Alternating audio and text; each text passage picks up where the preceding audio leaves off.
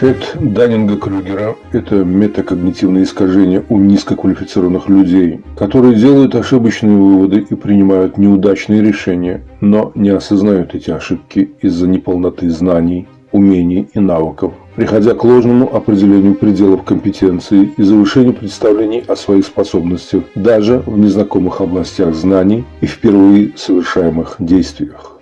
Говоря простым языком, это когда дураки не могут понять, что они дураки, потому что они дураки. И, как показывают современные реалии, синдромы данного эффекта, оказалось, могут одинаково проявляться как у обычных смертных, так и у сильных мира сего, включая и президентов государств, и даже религиозных сановников самого высшего уровня. Данное обстоятельство привносит четкое понимание, что все происходящее сегодня в мире и особенно на Украине является результатом того, что к власти в стране пролезли безнравственные и беспринципные гопники. У нас есть такое понятие «пацан сказал, пацан сделал», да? Исконно дремучее и ленивое быдло, коему испокон веков было куда проще обманывать, красть, насильничать, грабить и убивать, чем зарабатывать на жизнь честно, думая своей головой и не теряя нравственных ориентиров. Сегодня только особо упоротые патриоты русского мира живут радужными иллюзиями относительно ближайшего будущего этого государства-людоеда. Хотя здравомыслящему человеку, по-моему, и так должно быть понятно, что ни о каком будущем здесь, в общем-то, и вопрос не должен стоять в силу полного отсутствия в этом самом будущем этого самого государства. И это не только мое персональное желание или мнение, и не только желание 92% жителей планеты Земля, но в первую очередь это мнение многих ведущих аналитиков и профильных агентств мира, которые, собственно, и занимаются такого рода анализами и прогнозированием, а не стратегией нападения и уничтожения России, как пытаются представить туркменской публике некоторые туркменоговорящие экскременты русского мира из числа наших бывших сограждан. Все эти события, которые сейчас происходят, были предсказаны ведущими мировыми аналитиками еще много лет назад. И война России, и ее последующий и окончательный развал как государства – это очевидное и логическое завершение еще одной архаичной модели имперского правления. И диалектика развития нашей Вселенной, равно как и самого человечества, наглядно доказывает способность этих двух констант к саморегенерации. И 8% идиотов на всю нашу планету лично во мне порождает достаточно здоровый оптимизм своей, скажем так, некритичностью. По сути, мало ведь кто задумывался над тем, что сейчас не лидеры государств помогают Украине. И не всемирные организации, многие из которых оказались не просто бесполезными, но и абсолютно бесплодными и даже аморальными. Как тот же Красный Крест, который почти целиком превратился в коррумпированный филиал почти всех мировых диктатур, в том числе и фашистующих. Россия ведь и до этого безнаказанно оккупировала чужие территории при молчаливом согласии мировых лидеров. И все потому, что молчаливым оставалась и мировая общественность. Но крик отчаяния Украины и несгибаемая воля ее поистине великого народа сумела разбудить даже мертвых, пополняя их ряды тысячами своих павших и безвинно убиенных. Генерал Лебедь, кандидат в президенты, погиб 28 апреля 2002 года в авиакатастрофе. Генерал Трошев, командующий на Кавказе, погиб в авиакатастрофе в 2008 году. Генерал Рохлин был убит в 1998 году. В убийстве обвинили его жену, которую затем и посадили. Генерал Дубров погиб под электричкой на перроне. Генерал Дебашвили, тело найдено на улице Москвы. Генерал Гусев, авиакатастрофа. Генерал Баранников умер, получив таинственный пакет. Генерал Виктор Чеврезов убит в Москве в подъезде собственного дома. Официальная версия, конечно же, самоубийство. Генерал-майор Юрий Иванов, замначальника ГРУ, который сам был замешан как минимум в 12 заказных убийствах по приказу Кремля. был найден и якобы утонувшим в Сирии после неосторожного телефонного разговора с однокурсником, в котором сболтнул, что принимал участие в подготовке авиакатастрофы с польским руководством на борту в 2010 году под Смоленском. Легендарный и не менее таинственный офицер ГРУ Антон Суриков, который лично курировал Шамиля Басаева, погиб при невыясненных обстоятельствах, предположительно был отравлен в одном из кафе Ижевска. А также генерал Петров, генерал ФСБ Александр Рогачев, полковник ВДВ Валентин Полянский, начальник внешней разведки КГБ генерал Шибаршин, прокурор Илюхин, а также Евдокимов, Политковская, профессор Левашов с женой, академик-офтальмолог Федоров, конкурент Путина на президентское кресло, журналист Артем Боровик перед анонсированной им публикацией о Путине, Листьев, Старовойтова, Щекочихин, Немцов и еще море трупов в Чечне, Грузии, Абхазии, Беслане, Нордосте, Гексоген, подрывы гражданских домов, взрывы в метро, аэропорту, на ГЭС, в Волгограде, Крым, Донбасс, Украина. Сатана не приходит просто так, а только на благодатную почву. Эта земля взрастила чудовище, которое теперь готово погубить все человечество. Весной, после выборов Путина, генерал ФСБ Угрюмов как-то сказал: «Нам пришлось взрывать дома, чтобы посадить этого монстра в Кремль. Сколько же придется пролить еще крови, чтобы его оттуда убрать?» После сказанного этот генерал не прожил и пару месяцев. И все это время мир благодушно спал. И общество, наконец, проснулось и ужаснулось. И начало, наконец, понимать, что следующим на очереди вполне может оказаться каждый из них.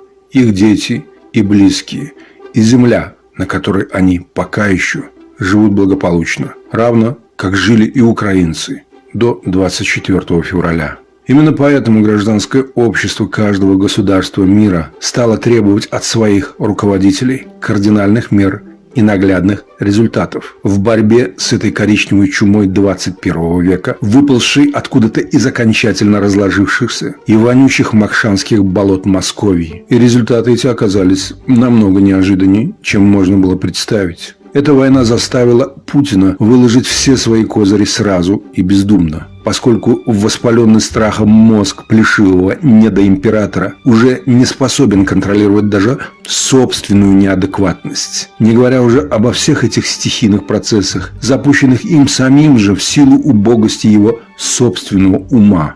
Перед всем миром как-то сразу и явственно обнажились все маломальски налаженные связи и ниточки этого режима, его капилляры и кровеносные сосуды, которые пока еще продолжают подпитывать эту издыхающую и смердящую биологическую субстанцию под названием «Россия». Но вместе с тем также стала обнажаться и продажная сущность многих европейских политиков и деятелей, кормившихся до этого, как оказалось, именно с руки Кремля, а не Америки, и лоббировавшие всю дорогу идеи именно русского мира на Западе, а не наоборот, не американского, как пытаются внушить нам многие пропагандоны русского мира в любом государстве. Как оказалось, и хаотичные телодвижения Макрона, и лукаво бегающие глазки Шольца – это все арии одной и той же оперы русского мира.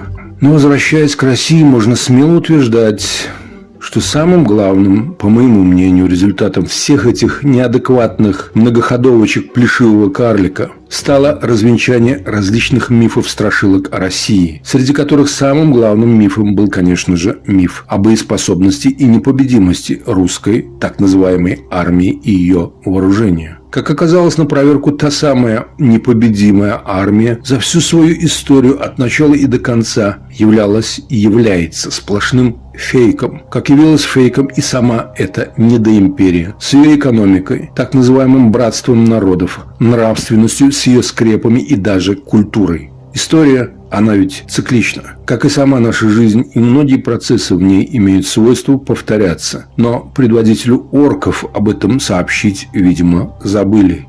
Иначе бы он вспомнил о последнем малохольном и действительно ограниченном, какой он сам, императоре всей Руси Николае II, которого когда-то с таким же оптимизмом весело поддержали тогда почти все его верно подданные, а потом через 4 года после затеянной им войны сами же его и растерзали вместе со всей семьей Ну а потом, как ни в чем не бывало, опять сами же причислили всех их к лику святых, как великомучеников.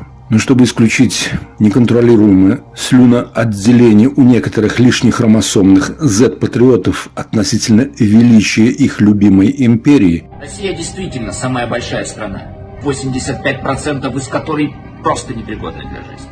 85% территории России – это непроходимые леса, вечная мерзлота, болота, озера, горы, реки, постоянно затапливаемая территория. То есть только 15% территории России пригодны для жизни.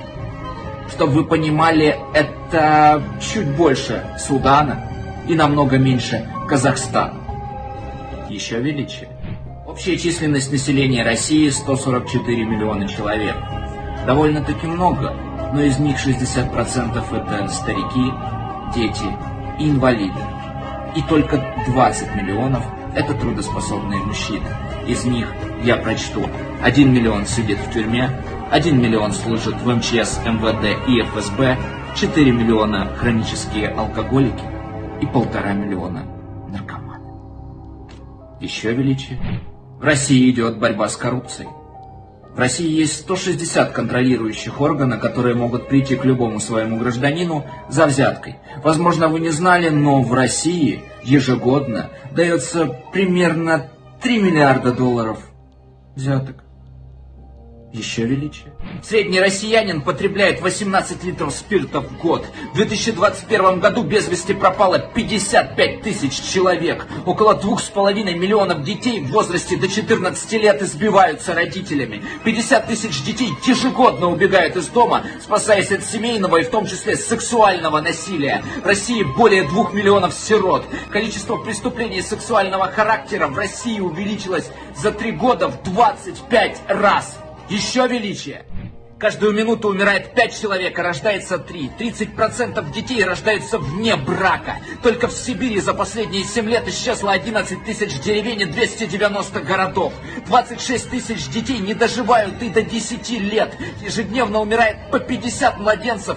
Давайте-ка я сразу же попробую вас кое в чем просветить, чтобы некоторым пробитым на всю голову патриотам было легче устраивать логическую цепочку в своем девственно обгаженном мозгу. Для начала вот вам несколько фактов из истории. Всего за 10 лет с 1930 по 1940 годы американцы создали в СССР химическую, авиационную, электротехническую, нефтяную, горнодобывающую, угольную, металлургическую и другие отрасли.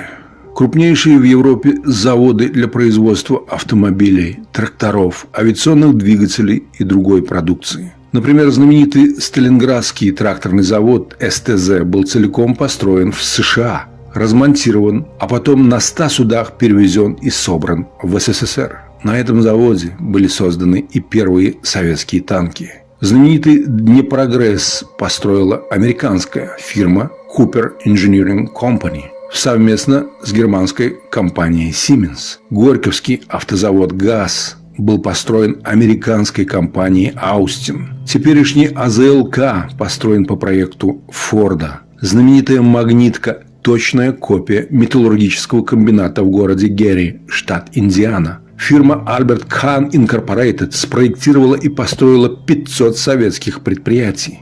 Альберт Кан – индустриальный архитектор Детройта. Причина обращения именно к Кану заключалась в том, что, спроектировав все заводы Форда, он одним из первых в мире отработал высокопроизводительную технологию проектирования промышленных предприятий. В США его фирма штатом в 400 человек рабочие чертежи готовила за неделю, а корпуса промышленных предприятий возводила за 5 месяцев. Кан смог практически доказать, что способен сделать то же самое и в СССР. Проект СТЗ был выполнен в рекордно короткие сроки. Строительные конструкции для него были изготовлены в США, перевезены в СССР и смонтированы в течение 6 месяцев. Именно фирма Albert Kahn Incorporated создала в СССР школу передового индустриального зодчества. Вместе с заводами создавались города для рабочих. Эрнст Май, немецкий архитектор, участвовал в разработке архитектурных проектов около 20 советских городов. В СССР приехало около 200 тысяч американских инженеров и техников. Американские профессора подготовили на рабфаках 300 тысяч квалифицированных специалистов. То есть все кадры для советской промышленности на долгие годы вперед. За 10 лет именно американцы построили в СССР около 1500 заводов и фабрик. Вдумайтесь в эти цифры. А теперь, образованные вы мои, попробуйте-ка дать мне вразумительный ответ на один самый простой вопрос. Ради чего и ради какой выгоды странам Запада и особенно Америки понадобилось сначала фактически своими же руками создавать СССР, укрепить его настолько, что они даже танки свои стали делать сами, а потом потратить столько безуспешных лет и ресурсов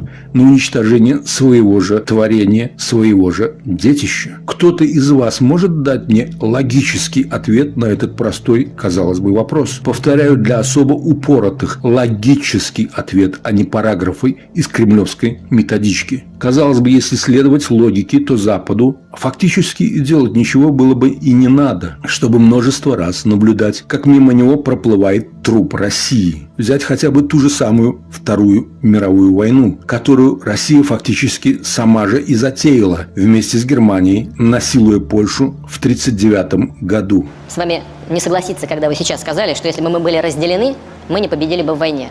Мы все равно бы победили. Потому что мы страна победителей. И более того, вот под тем, что я сказал, есть определенные основания. Если мы посмотрим статистику времен Второй мировой войны, то выяснится, что, собственно, что выяснится, там это все есть. Наибольшие потери в Великой Отечественной войне понесла именно РСФСР. Более 70% потерь. Это значит, что война выиграна, не хочу никого обижать, но в основном за счет ресурсов человеческих и индустриальных ресурсов Российской Федерации. Надеюсь, в мире осталось мало идиотов, верящих, что Германию победили одни только русские, а не поставки по ленд-лизу и помощь всех наций и союзников на фронтах.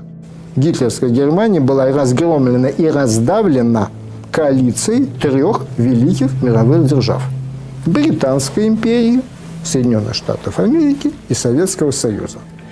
Англичане и американцы вели какие-то непонятные, никому не нужные действия на Ближнем Востоке, в Северной Африке, специально для того, чтобы как можно дольше не вступать в войну в Европе, рассчитывая на то, что руками Советского Союза будет достигнута победа над Германией. На момент высадки союзников в Нормандии 157 дивизий вермахта было на Восточном фронте, на фронте Советско-Германской войны, и 139 на других.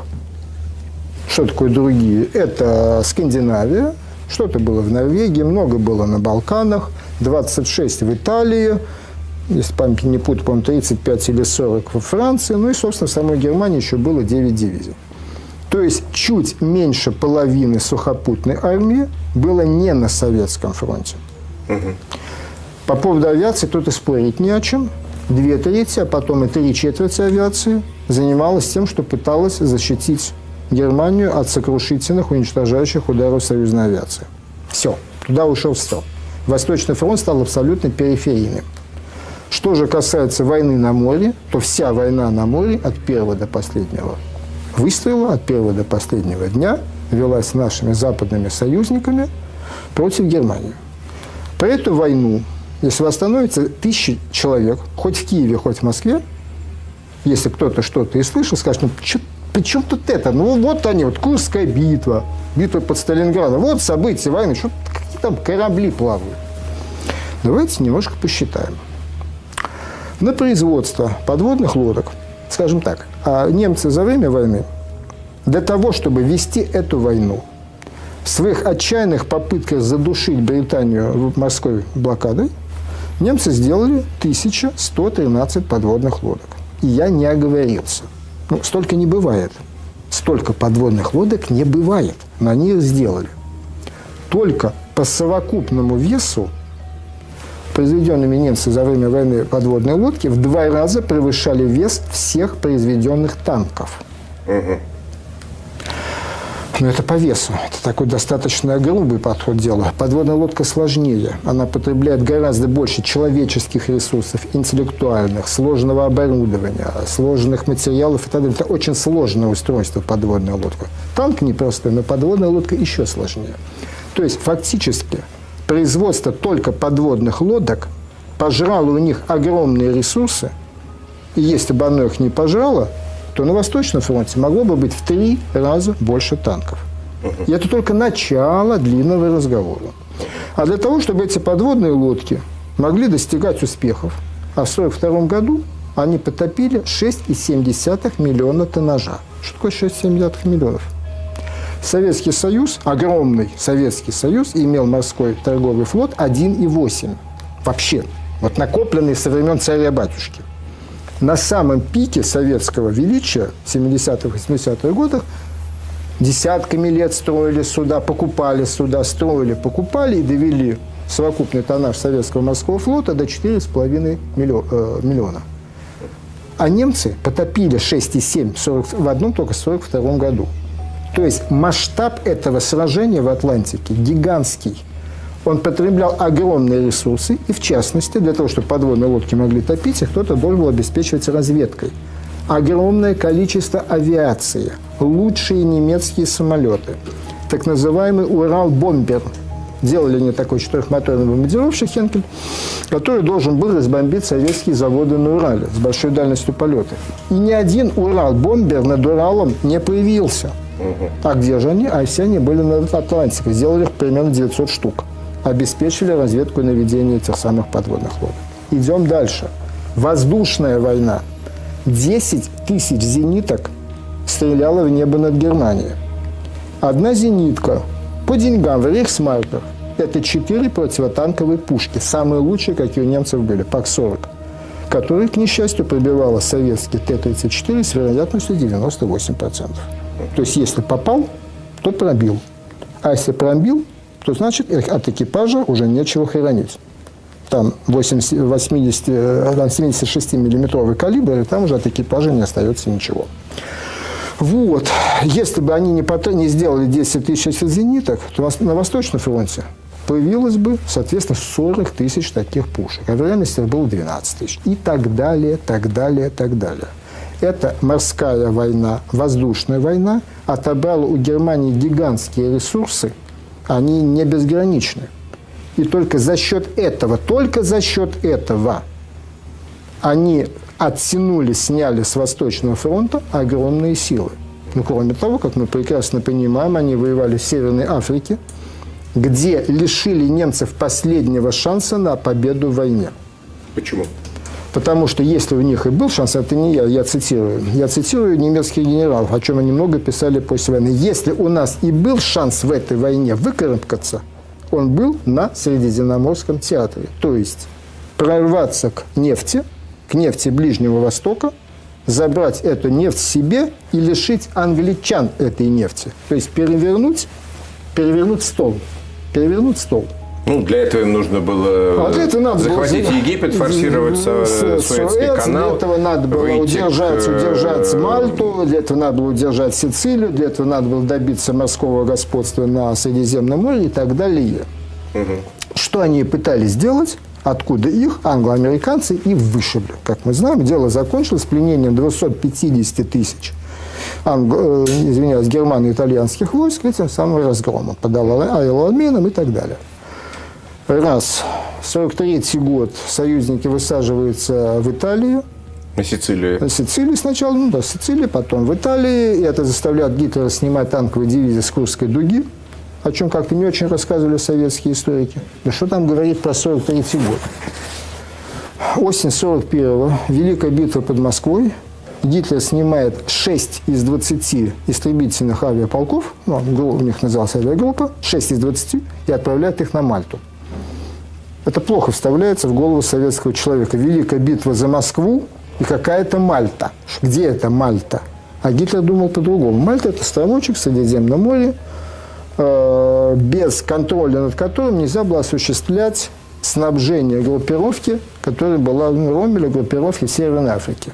И это так, им позарез нужна была эта Мальта, что он решил, что надо снять авиацию из-под Москвы и перебросить туда. Россия даже сегодня, в век высоких технологий, не способна делать самостоятельно даже гвозди. И вы всерьез думаете, что более 80 лет назад ее нищая экономика была выше, чем сейчас? И вы всерьез полагаете, что все 70 лет советской власти 15 союзных республик кормились только за счет России, которая всю дорогу была почти полностью зависима от западных поставок? Стало быть, Россия всю свою историю не столько помогала республикам, сколько занималась перераспределением западных поставок среди этих республик, за которые каждый из нас расплачивался из своего же кармана и из наших же сырьевых богатств, и от которых именно русские, получается, откусывали себе самые жирные куски. Хотя, имея независимость, каждая из этих республик могла бы с таким же успехом пользоваться плодами этой помощи самостоятельно и в гораздо большем объеме. Вы не находите?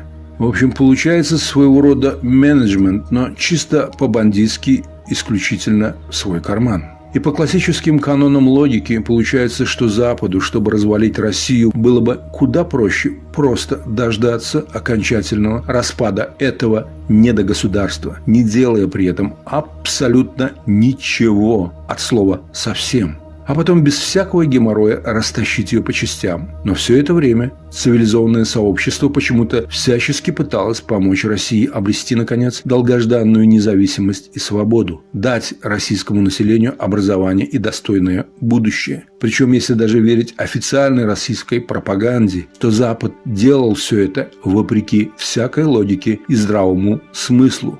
Что после развала СССР, когда прежний режим сам доказал свою же недееспособность и политическую импотенцию? Что после ельцинской, пропитой окончательно России?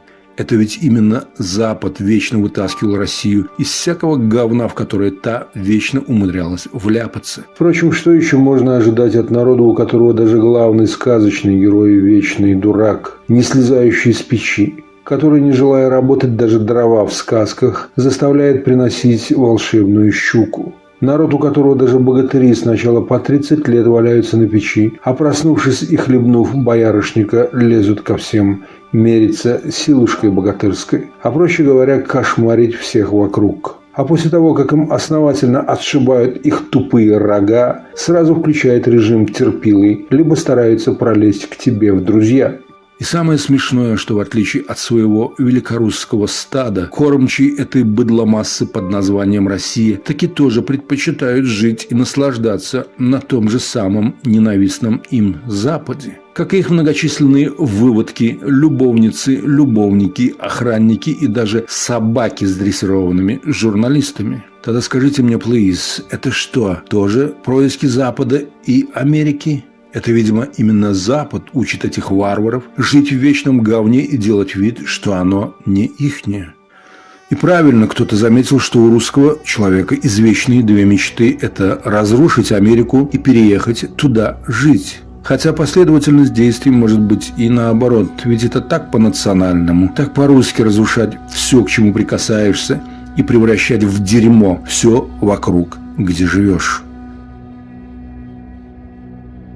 4-й месяц войны в Украине словно вместил в себя целую эпоху и пробудил окончательно дремавшее коллективное сознание человеческого общества. Как я уже и подчеркивал, это не президенты и парламенты государств, а именно общественное сознание этих государств заставило принять радикальные меры против путинских агрессоров. И это именно мировое сообщество встало на защиту этого смелого и прекрасного народа. И теперь каждый на этой планете понимает, что привычный нам мир уже никогда больше не будет прежним. Россия не последняя и не единственная империя, которая завершит, наконец, свое нелепое существование. И как знать, может, сам Всевышний делает это, чтобы дать ростки новой цивилизации, более высшего порядка на этой самой территории. И не факт, что наследниками этой цивилизации станут именно русские, которые, как мне кажется, и так уже исчерпали все свои лимиты реальности, поскольку все это уже впиталось в их кровь,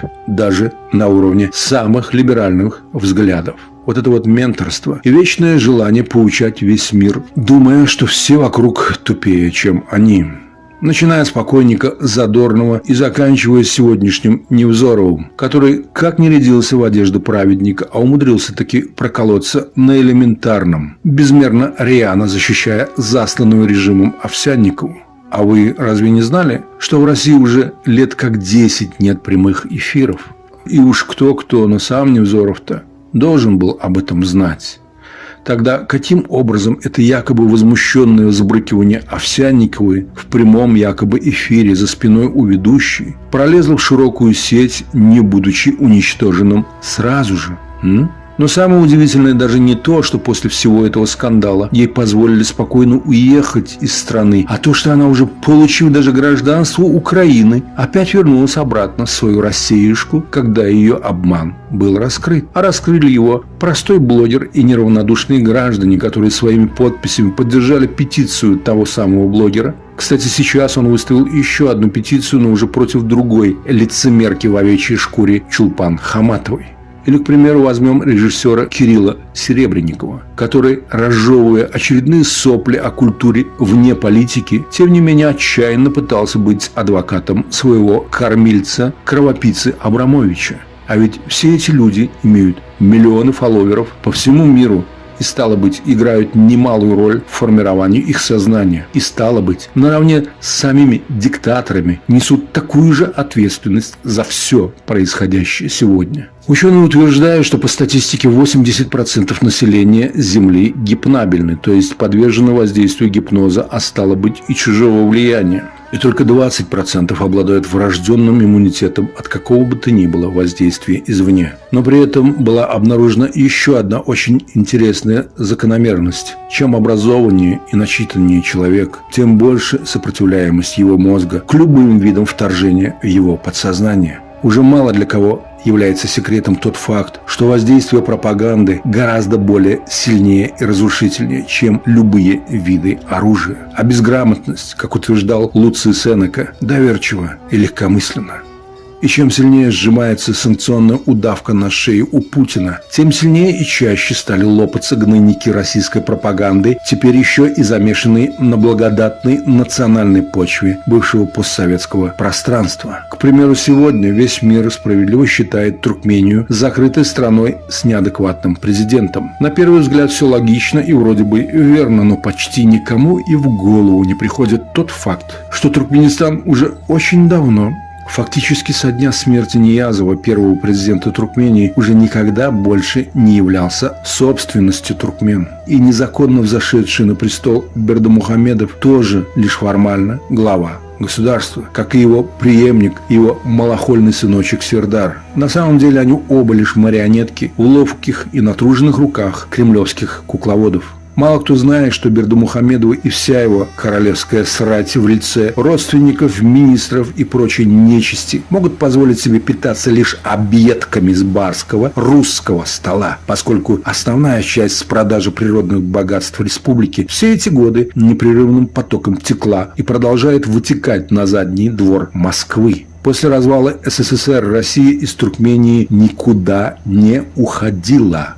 Мне кажется, поездка Сердара Бердымухамедова в Россию явилась более чем наглядным доказательством того, кто на самом деле является хозяином Туркмении. Как вы думаете, будет ли нормальный и настоящий президент, чье государство провозгласило нейтральный статус, так рисковать репутацией и судьбами своего государства и своих сограждан, поскольку все эти введенные санкции означают автоматическое включение и тебя, дурака, твоей страны, а возможно и всех ее жителей, в статус изгоя, так же, как сейчас это происходит и с русскими. Но понимание всего этого приходит лишь при единственном условии, если ты, именно ты, являешься настоящим президентом, а не ряженой и тупой куклой, как этот клоун в тюбетейке.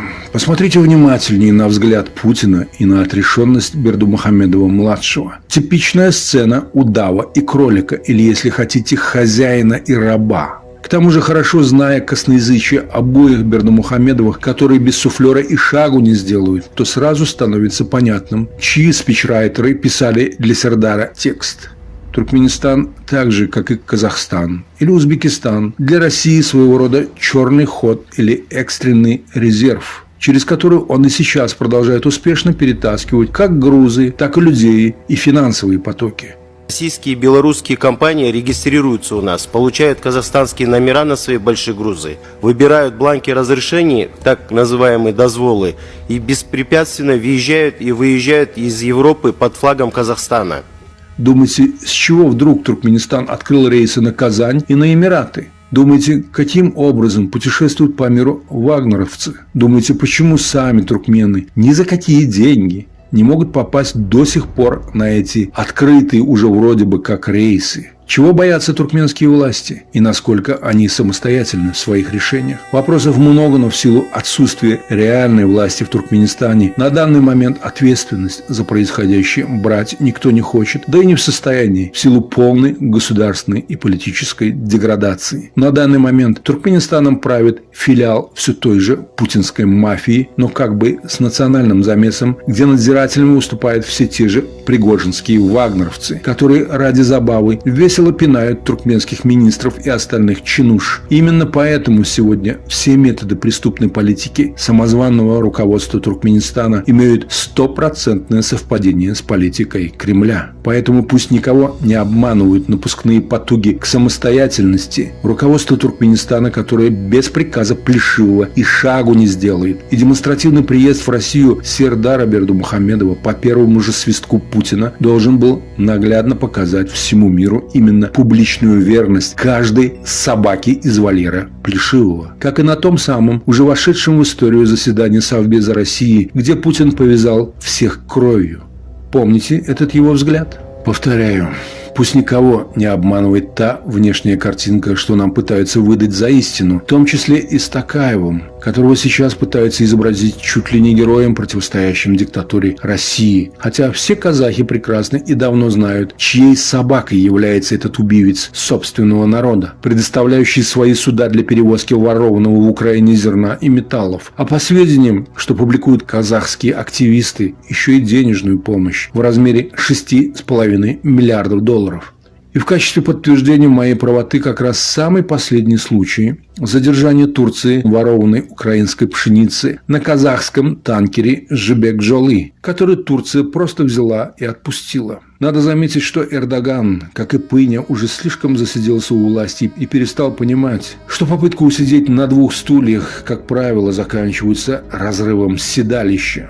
И все эти демонстративные сжиманничания Токаева на публику не более чем фарс, разыгрываемый для мирового сообщества. Токаев подтвердил свою приверженность Евразийскому союзу, а до этого в интервью заявлял о том, что Казахстан остается и будет оставаться в составе ОДКБ. То есть на деле Токаев с Путиным во всех его блоках, как военных, так и экономических. И еще задайтесь вопросом, почему Токаев сидит рядом с Путиным? Почему Токаев присутствует на форуме, где кроме него принимают участие лидеры тех же ЛНР и ДНР? Ведь кроме Токаева из глав зарубежных стран в Москву никто не приехал. Приехали главы российских регионов и вместе с ними Касым-Жомарт Токаев. Чего тут больше? Почета и уважения? Или позора и унижения? Скорее последнее, потому что если бы Токаев действительно был самостоятельным и независимым, в Петербург он бы не приехал. И, пожалуйста, прежде чем впадать в эйфорию от каких-то высказываний Токаева, вспомните про кровавый январь, вспомните про приглашение войск Путина для подавления казахской революции. Так же, как и узбекскому Мирзоеву, который, на удивление, вовремя и весьма кстати для Россиюшки запустил конфликт с каракалпаками, а потом и вовсе в открытую решил помогать с поставками в Россию бытовой техники, выпускаемой на своих заводах. Как является фарсом и демонстративное игнорирование туркменской властью прилета Путина на очередной саммит. Правда, этот казус, как объясняют некоторые оппозиционеры, был обусловлен невменяемым состоянием нового президента от опиума, что, в принципе, вполне допустимо. Плешивый ведь прекрасно понимает, что при демонстративном дружелюбии и раболепстве любого из подконтрольных или сочувствующих ему президентов, каждый из них автоматически будет включен в санкционный список, и тогда и эта финансовая лазеечка будет прикрыта для него навсегда, как и для президента той самой страны вместе с его государством. Правда, с каждым днем все эти телодвижения становятся все труднее скрывать именно в силу пробуждения гражданского общества всего мира. Отсюда и все это фарисейство на публику, где выгода важнее собственного реноме и чести. Впрочем, о чем это я? Никому из этих беспринципных ничтожеств, развращенных властью, такие слова, как честь, нравственность и мораль, не знакомы вообще. И по моему глубокому убеждению, Международному трибуналу также сегодня имеет смысл включить повестку России и вопросы массового геноцида в Туркменистане, и не только, но и по всей Центральной Азии, которые имеют самое прямое отношение к нынешнему российскому руководству, поскольку дирижируются именно российской рукой, исключительно в интересах российского террористического государства. А что касаемо Туркменистана, то, думаю, лучше всего на все наши вопросы могли бы ответить извечные вассалы Кремля и кураторы русского мира в Туркменистане господа Храмов и Жадан. Увы, третьего из этой компании гопников спрашивать уже бесполезно, поскольку покойный Очерцов, как шекспировский Мавр, сделав свое, успел все-таки слинять по-тихому на тот свет. Пусть земля ему будет стекловатой. Но вот эти два оставшихся в живых реликта, эти две прогнившие в конец пиявки, видимо, решили пить туркменскую кровь, пока не лопнут. Так что Россия по факту никогда и не уходила из Туркменистана, на 80% влияя на ее нынешнее состояние. Бердымухамедовы всего лишь клоуны на арене этого цирка, которых без особого труда можно заменить на 1000 таких же Бердымухамедовых с явными проявлениями эффекта Даннинга-Крюгера. Благо дело, что недостатков в подобном биоматериале сейчас в Туркмении не ощущается. Поэтому, братья украинцы, мы хотим, чтобы вы знали, туркменское правительство, как и казахское и прочее, уже давно не имеет никакого отношения к своему народу. Это крысобои, скормленные на русском молоке и под русской обосравшейся кобылой, которые прекрасно понимают, что как только рухнет плешивый, тут же начнут сыпаться и их собственные паскудные жизни. Вы думаете, почему до сих пор нигде, кроме Прибалтики, не были открыты архивы и сделана люстрация? Я думаю, что правда будет гораздо более шокирующей, чем многие могут себе даже представить. В Туркмении, к примеру, ни для кого уже давно не секрет, что Ниязова как раз и убили за то, что он пытался быть слишком самостоятельным от Москвы. Но была еще одна причина, о которой мало кто вспоминает. Это архивы. Видимо, в свое время Ниязов нарыл там слишком много нелицеприятного о России и не только, что давало ему повод перечить Москве. Я помню несколько его неосторожно брошенных в свое время фраз относительно настоящей, неподправленной истории взаимоотношений наших двух государств. Хотя он и сам был изрядной сволочью, но, как и Назарбаев, все же имел собственное мнение и считал лишь себя единоличным хозяином страны. А имея на руках компромат на соседа, да еще и сильного как бы соседа, чё ж не потявкать-то? Впрочем, Ниязов при всей его любознательности, в кавычках, конечно, сам-то никогда особым умом не отличался от нынешнего дебила-диктатора. Но, судя по его внезапной якобы кончине, был куда более упертым, чем Ельцин с Назарбаевым, которые оказались куда более позговорчивее. И, как я и предполагаю, в силу всего вышесказанного, Ниязова решили даже не пугать, а удавили сразу, как пришло время. У меня жизнь на волоске висит все время, ведь каждого из нас. Каждый так иногда думает, что да, у меня вон какие войска, вот какой я сильный. А вот мгновение и человека не стало. Но адепты русского мира, видать, забыли по привычке, что помимо архивов есть еще и народная память, которая будет помнить всех и каждого, и всех ваших проклятых царей и генералов, и в том числе людоеда Скобелева, и диких красноармейцев Буденного, которые вырезали целыми селениями туркмен, вплоть до новорожденных, насаживая их на штыки и испепеляя над кострами. И это непридуманные жуткие байки из серии распятых мальчиков. Нет, граждане путиноиды, это реальные свидетельства реального очевидца, которому единственному удалось тогда спастись и который своими глазами видел собственного новорожденного брата, насаженного на штык красноармейца, и который после этого ушел в басмачество и почти до самой Отечественной войны мстил русским, в том числе будучи последним тысячником Хивинского хана. А потом отсидел больше 20 лет за басмачество и так и остался жить в степи чабаном, поскольку в городах, которые построили русские, он жить отказывался. Так и прожил он остаток своих дней, ни разу не увидев ни одного большого города, хотя вырастил и женил 3 сыновей, которых от города удерживать был, конечно, уже не в силах. И таких судеб в Туркмении было немерено. Как вы думаете, почему нас, туркмен, на сегодняшний день осталось так мало в мире? Не больше 10-12 миллионов и лишь не более 3 миллионов из которых на сегодня проживают в самой стране, при официально заявленных 6 миллионах. Хотя по дореволюционным показателям туркмены не сильно отличались демографически от соседей. Даже в том же Афганистане, где до сих пор нет нормальной цивилизации и никогда не прекращались войны, население на сегодня составляет более 40 миллионов. Как вы думаете, тогда где все эти как минимум 30 миллионов нашего так и нерожденного населения, наших потомков, которые должны были родиться? Для справки скажу, если кто не в курсе. После насильственного присоединения северных народов русскими только на севере были под корень уничтожены 14 малых этносов. Так вот, масштабы уничтожения туркмен по своей чудовищности еще предстоит оценить мировому сообществу, так же, как это сейчас делается на Украине.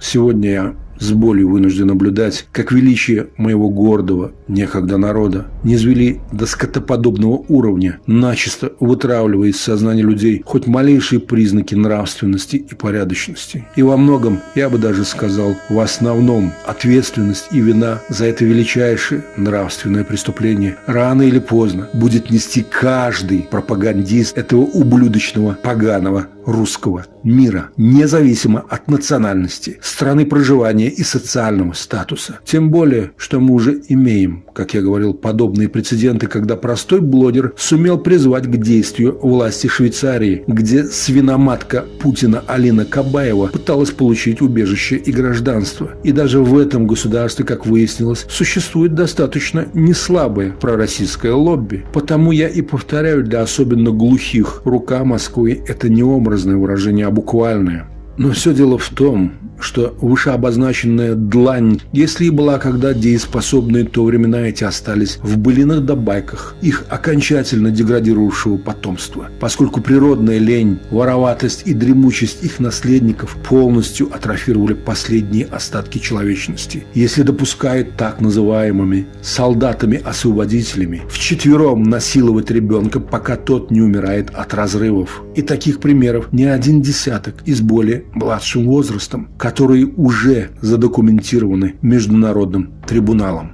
Именно поэтому выявлять подобные гнилые нарывы для каждого порядочного человека теперь должно стать гражданской нормой во имя будущего наших же собственных детей. Ибо я и в самом деле уже начинаю верить, что эта земля и вправду проклята. Если даже самые умные из них свято верят в тот бред, что сами и несут. Это я голландской журналистке пытался объяснить в интервью, у меня было 2 часа, она все меня спрашивала: ну он же расстрелял вашего деда, ну он преступник. Я говорю: дорогая моя, как можно называть преступником фараона? Это запросто, если он совершает Фараон не может быть преступление. преступником, потому что он выше всего. Он выше закона. То есть вы считаете... Его нельзя называть преступником. То есть для вас Сталин сверхчеловек? Ну, он фараон, конечно. И он То есть для него нет нравственного Один закона? фараон у нас еще продолжает лежать. Нет, мы про того, который лежат. Другой там лежал. Мы про этого говорим. То есть нравственные законы не существуют в оценке. Сталина? Для Сталина. Для Ленина нет. В оценке его. Да, они должны существовать для нас в оценке этих персонажей. Почему мы убираем нравственные законы в оценке каких-то вот исторических деятелей? А я разве убираю нравственные законы? Вы говорите, Вы говорите, что он фараон, и уж он не подвластен нравственным оценкам. Нет, он подвластен нравственным оценкам, но его надо, понимаете, трудно к фараону иметь какие-то нравственные оценки, потому что он бог. Совсем недавно Радио «Свобода» выпустило на Ютубе небольшой и слезливый фильм повествования о несчастной судьбе туркменской активистки под названием Дурсултан «Жажда свободы». Вполне возможно, что и я прослезился бы над этим фильмом, если бы не знал о весьма сомнительной репутации главной героини этого фильма и о репутации самого этого медийного издательства.